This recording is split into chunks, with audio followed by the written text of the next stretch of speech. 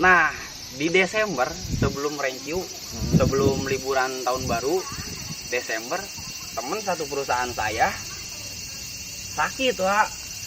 Sakit, sakitnya itu yang emang gak diduga-duga, sakitnya teh. Berarti berapa orang pas angkat satu perusahaan itu rencananya tadi? 5. Tapi alhamdulillah berangkat semua. Tapi karena yang satu sakit di sebelum liburan tahun baru, jadi keberangkatannya jadi Februari. Harusnya Januari, jadinya Februari. karena nunggu yang sakit. Udah harapan tinggi kan ya, tahu-tahu temen, saya kumat, naon kumat, orang.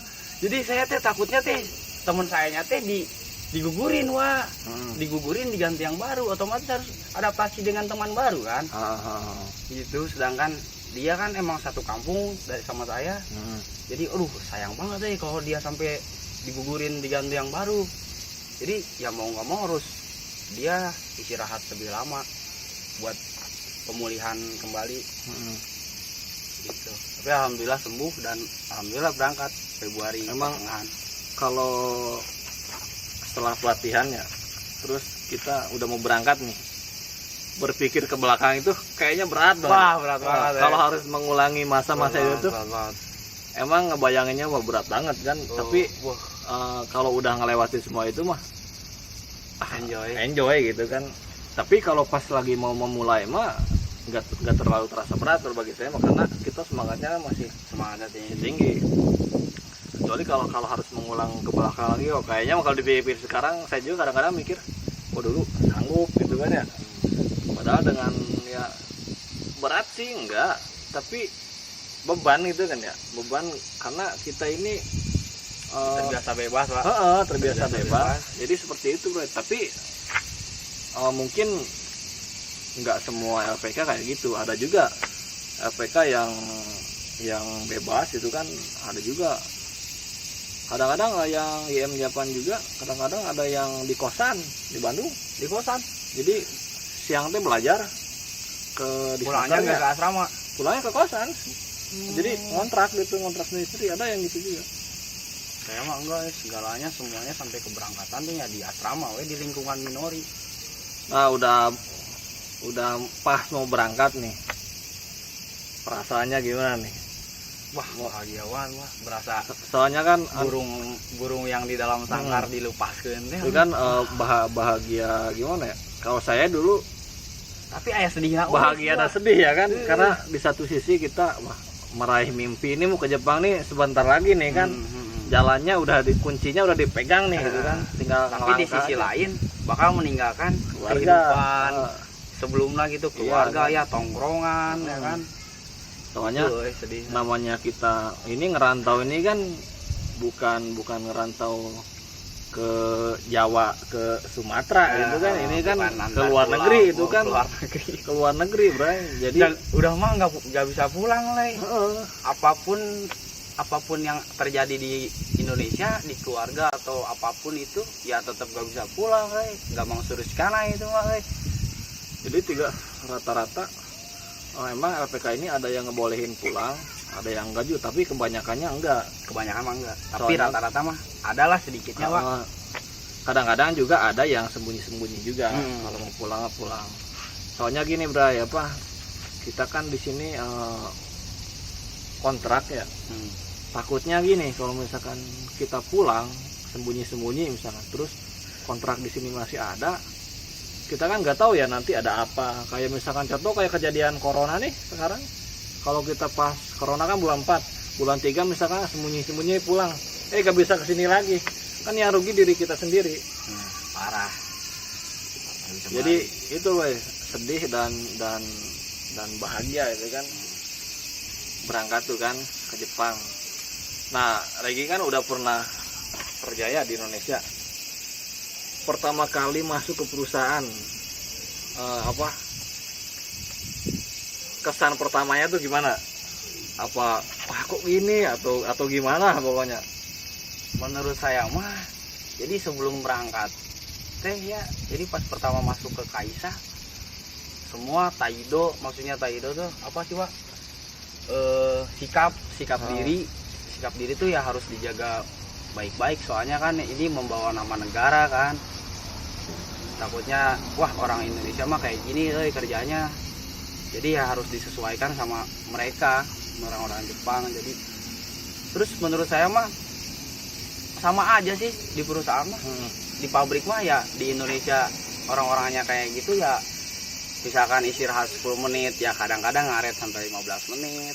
Enggak, emang wah orang Jepang mah kerjanya keren jamnya teh tepat waktu terus, nggak pernah ada yang telat. Padahal mah sama aja sumpah kalau di Gemba ya di pabriknya mah. Tapi sebelumnya mah pasti ada ya ada gitu, kepikiran wah nanti orang Jepang galak gini gitu kan. Ternyata pas di sini sama aja gitu kan. Malah kadang-kadang kita ini orang asing ini malah jadi tulang punggung ibaratnya di perusahaan itu. Kadang-kadang gitu. Kita statusnya di sini itu emang cuma sebenarnya training gitu kan. Tapi malah kita yang jadi tulang punggung di perusahaan itu. Malah yang jadi yang diandalkan. Kayak gitu. Sama aja ternyata ya, yang tepat waktu yang kayak gitu ya memang orang-orang office paling. Orang-orang office, orang-orang yang punya jabatan ya mungkin mereka malu kalau mau melanggar aturan. Jadi intinya mah terbayar lah ya, terbayar. Perjuangan di Indonesia, Terbayar sabar setelah datang ke sini ini terbayar lah semuanya kan gitu kan. Alhamdulillah. Nah, banyak juga di Instagram atau di komentar YouTube yang nanyain masalah biaya ke Jepang. Saya juga udah ngospek sama beberapa orang juga, emang beda-beda lah biaya teh. Ada yang sampai 50 juta, sampai 40 juta, ada yang murah gitu kan.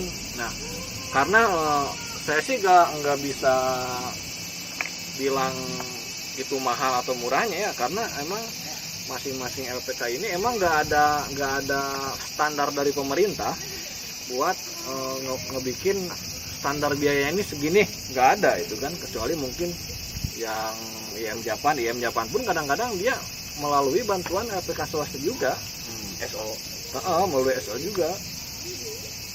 Nah, untuk di Minori sendiri biayanya dari awal ya yang mencakup pelatihan, biaya hidup di pelatihan juga itu kan, kira-kira habis berapa tuh sampai berangkat ke Jepang ini? Kalau saya pribadi mah Minori mah ya standar sih menurut saya mah. Dari minorinya aja ya 30. Dari minorinya 30 juta, belum termasuk kehidupan sehari-hari. Jadi tadi itu 30 juta itu udah termasuk visa, paspor, medikal dan lain sebagainya ya. Siap. Terus juga dikasih uang saku juga. Uang saku tiap minggu itu 400.000. Bukan tiap minggu, tiap bulan. Oh, tiap bulan. Jadi kita teh dikasih ATM, Nah, si uang saku teh setiap tanggal 25 cair. Bisa diambil ya buat makan sehari-hari, beli kuota segala macam termasuk. Tapi kalau biaya hidup itu kira-kira? Jadi kalau biaya hidup beda lagi, Beda lagi. Termasuk saya kan perokok. Jadi ya walaupun ada larangan ngerokok di Minori kadang-kadang kan, tapi ada jam khusus ngerokok ada. Gitu Wak. Jadi ya harus beli sendiri kan. Kalau 400.000 mah nggak bakal cukup kalau makan ngerokok kuota kan. Tapi di Minori itu rata-rata emang ngambilnya orang yang pengalaman ya. Rata-rata, tapi ada juga sih yang kayak titipan perusahaan, terus yang baru masuk, baru lulus sekolah, ada juga. Tergantung apa Minori butuhnya orang seperti gimana gitu.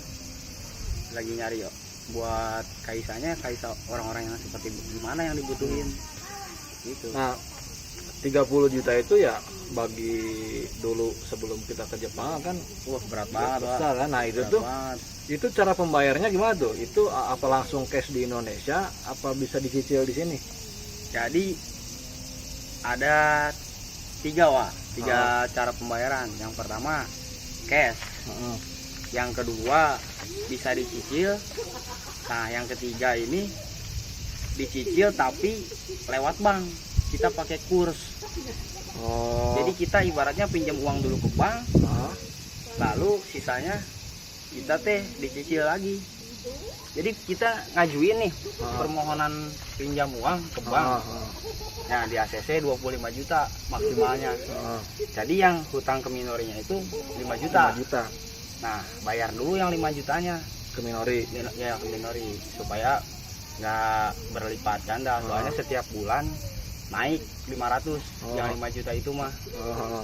Nah, kalau yang 25-nya kan ke bank mah nggak naik, nggak berkelipatan. Jadi ya yang diutamakan yang 5 jutanya dulu. Kalau saya termasuk, kan saya kan udah pernah ngambil rumah sebelum berangkat teh. Ya walaupun di Perum kan. Jadi saya nggak bisa ikutan kurs itu, Wak.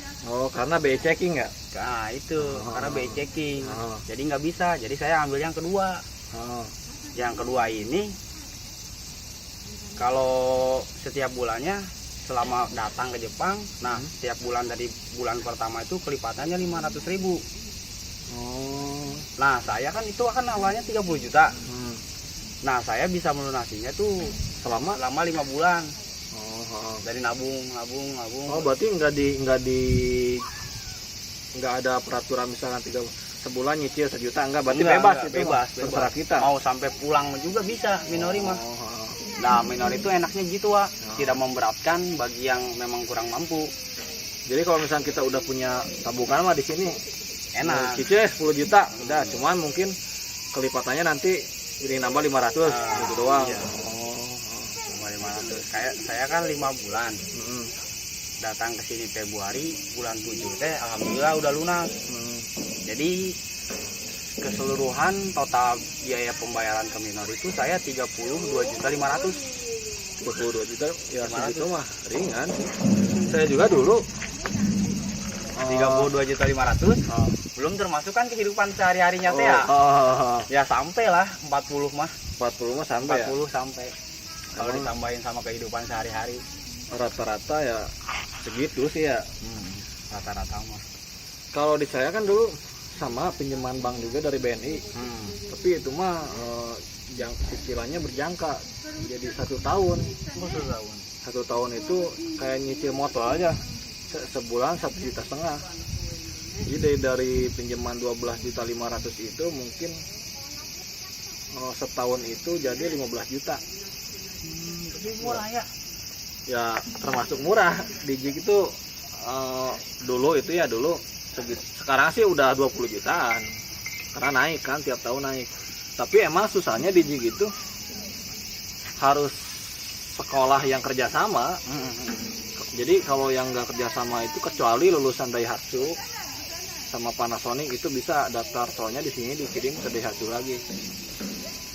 Tapi masalah murah dan mahalnya sih itu kembali lagi ke kitanya ya, karena terbayar juga terbayar juga kan di sini. Apalagi kan di sini puas kan ya dengan perusahaan yang sekarang. Alhamdulillah puas banget, Pak. Sangat-sangat dimanusiakan. Jadi kan yang terpenting tuh gini, kita jangan ngerasa tertipu lah. Kok di Jepang kayak gini. Jadi kadang-kadang juga ada yang emang ngerasa tertipu, bukan karena LPK-nya menipu, karena ekspektasi kita tinggi, terlalu tinggi di Jepang ini. Dan juga LPK kan banyak yang salah LPK juga, sebenarnya banyak yang nawarin 3 tahun di Jepang 500 juta kan banyak kan. Nah itu yang kayak gitu. Jadi saran dari saya sebenarnya sebelum ke Jepang itu niatnya apa gitu. Harus observasi dulu, benar-benar tahu nih di Jepang ini sebenarnya bisa dapat tabungan berapa sih. Jangan hanya katanya doang. Ya bisa tanya saya juga, bisa tanya Regi juga kan. Ini kan Instagramnya ada nih di sini gitu kan. Siap. Bisa DM balasannya kalau ada yang DM. Siap. Follow-nya Regi_93. Ada nih di sini. Mas. Nah, itulah Bray, cerita dari awal gitu kan sampai ke Jepang sini. Sebenarnya sih yang mau ke Jepang ini siapa aja sih sebenarnya bisa ya. Bisa. Yang penting kalau bisa kalian sekolah minimal SMA lah ya. SMA. Nah, ngomong-ngomong balik lagi ke belakang, di sini kan sekarang ngelas ya kerjanya. Nah dulu sekolah jurusan apa? Elektro. Jurusan elektro. Nah jurusan elektro tapi Jadi ngelas. jadi ngelas itu kan sama, saya juga TKJ. Aneh. Ini jadi ngelas. Nah jadi sebenarnya jurusan itu nggak terlalu. Nggak ngaruh, nggak ngefek. Asli. Mungkin ngaruhnya ini dalam pekerjaan ya. Dalam pekerjaan. Ketika kita mungkin kalau yang udah biasa ngelas kan mungkin kerja juga nggak adaptasi lagi. Nggak gitu kan. adaptasi. Nah tapi kok itu bisa tuh di Minori jurusan elektro tapi dapat perusahaan ngelas, itu ada tes ngelasnya dulu apa gimana itu? Jadi di perusahaan sebelum saya berangkat ke Jepang emang perusahaan bidang las. Oh berarti udah pengalaman. Udah lah. pengalaman di situ. Oh. Punya pengalamannya di pabrik sebelum berangkat ke Jepang. Berarti karena Hampir 2 tahun. karena udah punya pengalaman akhirnya Terus mesinnya pun sama yang digunakan, Pak. Mesin yang digunakannya pun sama. Mesin las sama sih TO. sama. Tapi waktu saya sih dulu pakainya di Indonesia ini Panasonic, ini di sini pakainya Daiheng ya. Daiheng rata-rata di Jepang pakainya OTC Daiheng. Ya menurut saya mah, Pak, ke Jepang mah ya buat siapa aja mah. Kembali lagi ke niat kesini teh mau apa, kita pulang teh mau apa, mau bawa uang berapa gitu kan. Sebenarnya di sini mah kayak masih dunia mimpi teh ya, Wak. Masih dunia mimpi merasa. Jadi dunia asli saya mah ya nanti pas kita udah pulang ke Kan negara. banyak yang Kasarnya kan kita di sini mah mau beli apa aja, maksudnya elektronik juga ya sekelas artis mah bisa, alhamdulillah ya, Wak. Kebeli lah. Tapi kan balik lagi kita niatnya ke sini mau apa, emang cuma buat hura-hura mah. Ya memang bisa banget di sini mah. Kasarnya liburan ke Hawaii juga bisa pergi, tapi kan balik lagi niat pertamanya kalau untuk ngumpulin materi kan kita harus ya benar-benar nabungnya di edan nabung gitu kan. Kalau buat cuma hura-hura mah ya bisa banget. Karena banyak juga. Tapi ya resikonya nanti pulang ya nggak bawa apa-apa. Gitu. Banyak juga yang di Jepang 3 tahun itu nggak dapat apa-apa juga. Banyak yang 3 tahun gagal ya. Apa kemampuan bahasa Jepang ya nggak dapet, uangnya apalagi. Ya cuma paling barang-barang ya barang-barang nanti kalau di Indonesia nya nggak punya uang mah dijual-jual lagi. Makanya sama aja bohong. sebelum ke Jepang itu Harus tujuan lah benar, ya, tujuan, tekad, niat apa. Karena kadang-kadang gini, orang udah di Jepang ini dia jadi lupa nih tujuan awalnya itu. Karena ya di Jepang kan emang godaannya soalnya kita ini bosan. Jadi hiburannya ini yang paling sering hiburan itu ya belanja apa di sini kan beli baju 500.000 1 juta kan nggak kerasa. Di Indonesia mah kan udah beli baju 200.000 aja mikir tarik masih ada yang gocap gitu kan. Masih ada yang gocap, ngapain beli baju mahal-mahal, sama aja. Jadi di sini mah kan gampang. banyak yang bilang wah sukses nih di Jepang gitu kan. Padahal sukses itu bukan di Jepang tapi nanti di Indonesia setelah kita pulang dari Jepang kita bisa jadi dibilang apa, sukses. iya. Jadi apa nih di Indonesia itu yang disebut sukses mah. jadi seperti itu Bray ya. Kita tadi udah makasih banget nih udah mau sharing Siapa sama-sama, Pak. cerita dari awal lah ya, dari awal berangkat ke Jepang itu kan prosesnya gimana. Sekarang pertanyaan terakhir lah itu kan suka dukanya nih di sini udah berapa tahun sekarang? 1,5 tahun. 1,5 tahun. Nah selama 1,5 tahun ini suka dukanya nih apa nih selama di sini? Pribadi mah menurut saya suka dukanya mah sukanya yang mungkin semuanya udah tahu ya, main bisa kemana aja, jalan-jalan kayak artis ya kan, kemana aja, Uang lancar uang lah, alhamdulillah lancar ya. Dalam keadaan corona seperti ini pun ya alhamdulillah masih bisa ngirim ke keluarga, ngasih keluarga, bisa alhamdulillah bisa nabung ya. Kalau dukanya mah yang pertama ya kalau Idul Fitri, Idul Adha, wah beda banget momennya, kerasa banget ya, kerasa banget, nggak ada yang hangat-hangat, nggak ada. Buka bersama ya paling sama teman-teman se ini doang, apa tuh. Terus ya kalau pulang kerja capek, biasanya di Indonesia tinggal makan, tinggal ngambil piring, tinggal makan. Di sini mah ya harus masak dulu.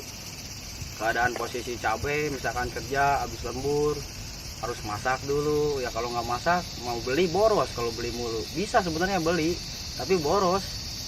kasarnya sekali makan itu bisa buat 3 hari makan kalau nggak beli. Jadi gitu menurut saya mah dukanya. Kemana-mana Naik sepeda musim panas, musim dingin, waduh. kacau.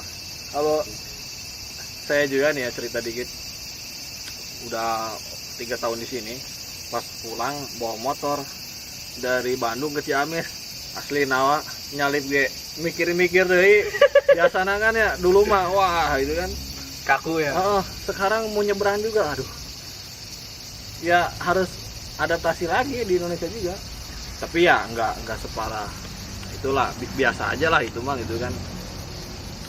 Yang penting sekarang kita udah berbagi cerita. Jadi buat teman-teman nanti yang mau daftar ke Minori, ya siapa tahu ada rezekinya kan di Minori, bisa daftar di websitenya. Iya, siap di www.minori.co.id. Tapi kalau datang langsung ke LPK-nya itu bisa nggak? Bisa didaftar langsung ke LPK-nya bisa. Alamatnya nanti pokoknya cari aja di Google LPK Minori, pasti keluar ya. Pasti keluar. Udah famous banget pokoknya mah. Ya gitu. Pesan terakhir buat minasang yang mungkin mau ke Jepang mah, menurut saya mah jangan takut lah ngerubah takdir. Terus harus semangat lah, maksudnya mewujudkan mimpi yang mungkin di Indonesia mah nggak bisa terwujudkan karena minimnya materi. Semangat terus pokoknya mah, ya semangat lah. Semangat 1 tahun setengah deh. 1 tahun setengah deh. 1 tahun deh itu ya. Juni depan ya gua. Wah, gua Gimana nih? Nambah hari mal? cukup lah ya. cukup 3 tahun. Karena sebenarnya sih cukup rezeki mah udah ada yang udah yang ini ya. ngatur. Tapi nggak tahu juga Ya, kalau mungkin coronanya semakin edan mah. Kita mah percaya ke jalan hidup aja. Kalau Hmm. emang jalannya masih harus di sini ya, Ya, di sini, jalani dulu di dijalani. sini gitu kan. Kalau misalkan ya udah di Indonesia aja ya udah gitu kan. Paling si bebeknya aja agak disabar ya gitu. Nah, oh ya, lupa belum dibahas. Di sini itu kan selama di sini ini kan kita udah lepas berarti ya dari Minori itu. Nah, di Jepang ini kita masih dibimbing nggak nih? Dibimbing sama orang Minori juga. Alhamdulillah ada sensei. Jadi Minori itu bukan cuma di Indonesia ya, Minori juga ada di Jepang.